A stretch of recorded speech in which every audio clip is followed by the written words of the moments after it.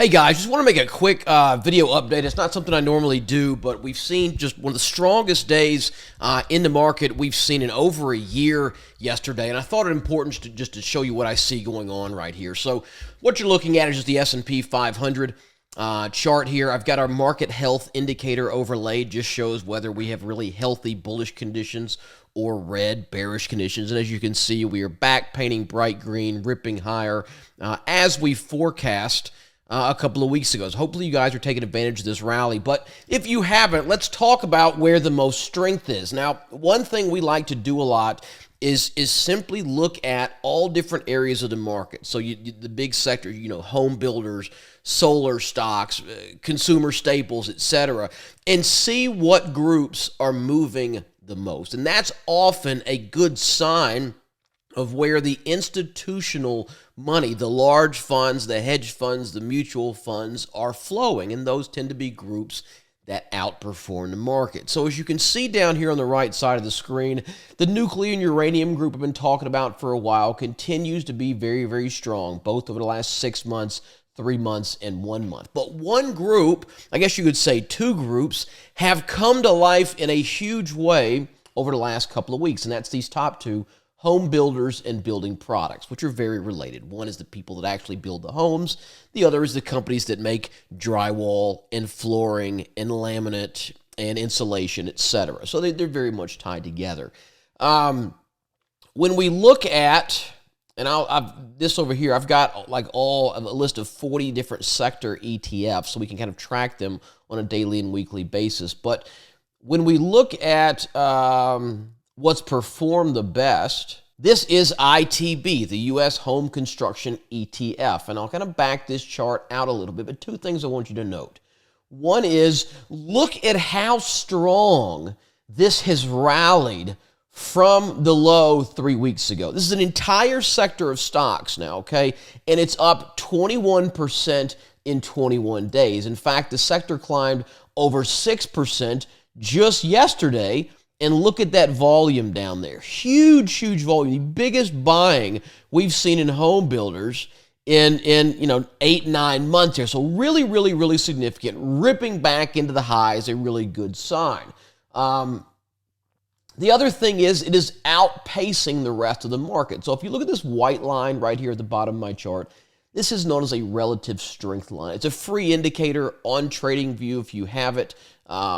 If you have TradingView, simply go, I think it's called RS, yeah, this is it, RS line, Gauge Performance versus Index, by John Muchkow, and you can add that to your chart. But what it shows is how it is performing relative to the market. So they were kind of underperforming the market going in, but look at how this line has turned straight up over the last 3 weeks. So that's a very strong sign of leadership, and something we want to be cognizant of and remain focused on. Now, I've got a list of home building stocks I maintain. In fact, I'm going to put a link in the text message or below I'll tell you what, I'll put it below this video. Just look in the description on YouTube, and I'll give you a list to this so you can just click it up. If you have a TradingView, you can add it. Even if you don't have TradingView, it'll give you, it's like 50 or 60 stocks here. And one thing I like to do is just kind of pull through this list and look at which ones have good setups or are really strong. And so you can pretty quickly run through this list, see what names you really like. I'll give you a couple that we're buying in Alpha Stocks, for example. This is DFH, Dream Finder Homes. Now, this was a phenomenal performer the first 7-8 months of 2023, ripped higher, pulled back as the market paused, but is now, as you can see, coming up, stalled at this resistance level, breaking out. So this is exactly what I want to see. A low base breakout. You still have, even from here, 20-25% back before you even get to this year's high. So a lot of room left to go there. Other examples, EXP, for example, is another one. You'll see a similar setup here.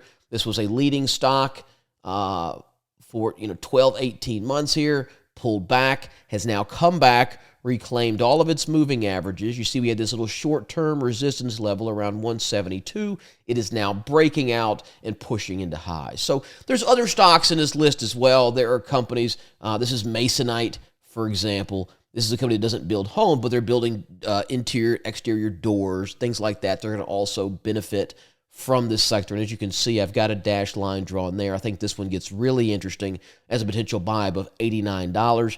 Even though it's below the 200-day, you could get really strong follow-through there, especially if it happens on good volume. So I just wanted to bring this to your attention.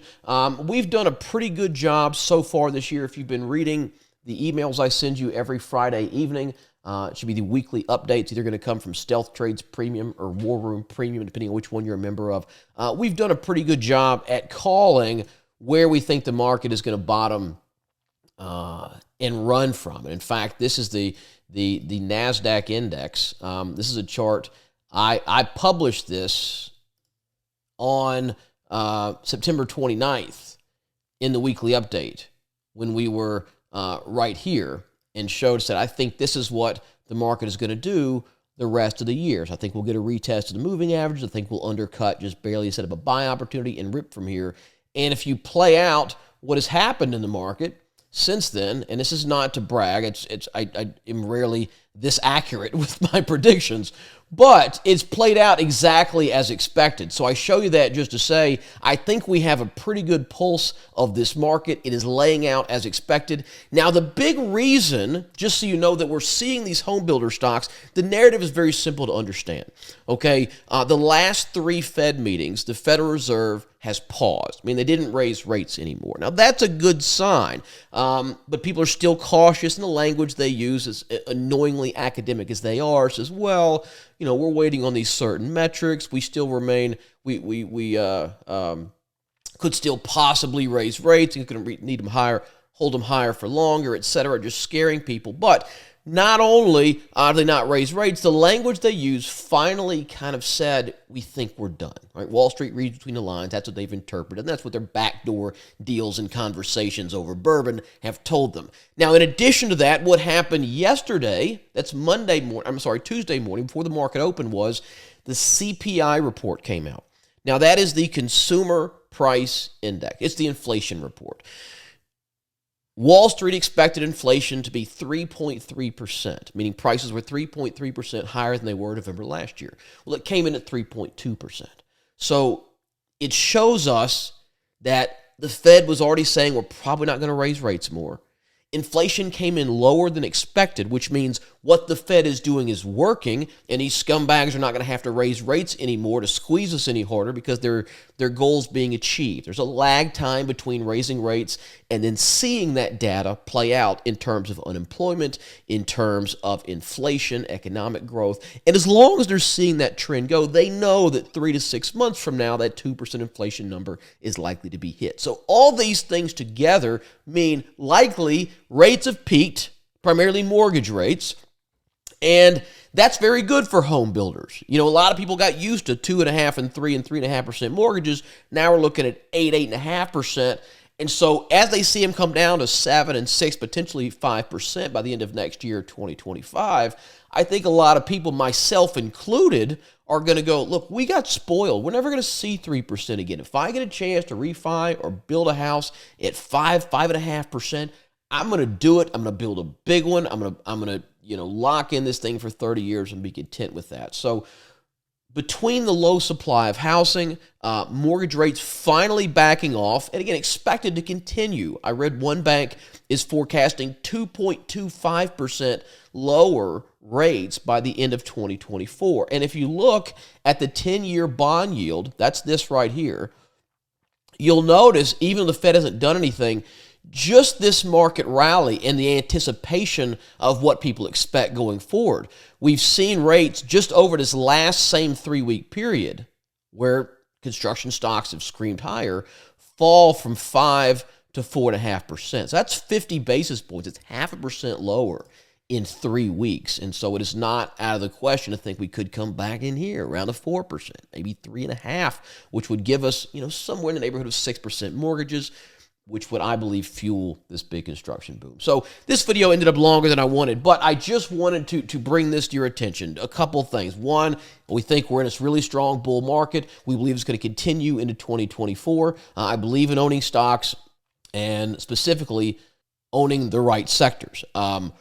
We continue to see strength in the nuclear uranium space. That's stocks like CCJ, that's stocks like EU, these big nuclear and uranium plays. But the home builders and building products is really coming back strong, and that's the kind of sector, and really nuclear potentially as well, assuming if the federal government gets behind that in a big way. These are areas that can actually lead a bull market. And the sooner you can identify the theme of that bull market, where the money's flowing, you focus on the 2, 3, 4, 5 top stocks in that area, big names like Dreamfinder Homes, BLDR, Builder Resources, and you get good buy points from nice, clean bases. That's where you can really make a lot of money. And that's how you identify stocks that can run 50, 80, 100+% over 6 to 12 months. So do it this what you will, but I thought it pertinent to bring it to your attention. If you have any questions, please feel free to reach out to us. I just wanted to hop on here, let you guys know what we're seeing, to try to keep you abreast of current market conditions. Okay? Thanks again. Enjoy your Wednesday, and I'll see you guys in the next live presentation.